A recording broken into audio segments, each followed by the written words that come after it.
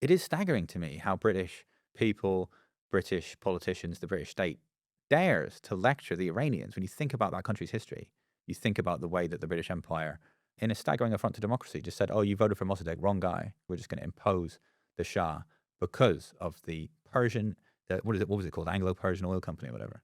Literally, we are engaged in colonial plunder, and we don't like that you've elected someone who's democratically about to nationalize our oil interests. So we're, to hell with democracy. We're just going to replace him with our preferred candidate. We all saw those Iranian missile strikes after, they were forced to defend themselves against an aggressive war that the Zionist entity launched against them. And then Iran says, we're not, like, we're the biggest regional hegemon, really, and we've got a lot of ballistic missiles. In a war of attrition, we've got 90 million people, and you've got what, like less than a tenth of that.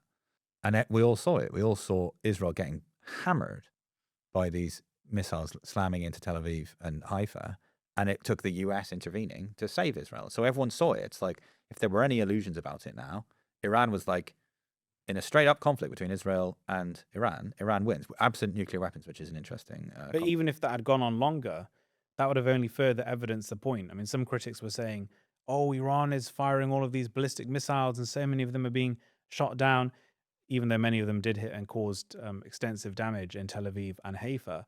And in order to stop those missiles over those 12 days, Israel and the US had to expend so much money, so many missiles to take down the Iranian ones. In fact, you had, I think it was about 150 US THAAD missiles being expended. That's 25% of the United States' entire stock, such that the Pentagon was getting worried about the US's ability to defend itself if something kicked off with China. And those 150 THAAD missiles will cost something like $2 billion to replace over at least 1 year of rebuilding. And then even Israel's own long-range air defense system can also be depleted. So eventually it would have come to the point that Iran would have won in that sort of war of attrition.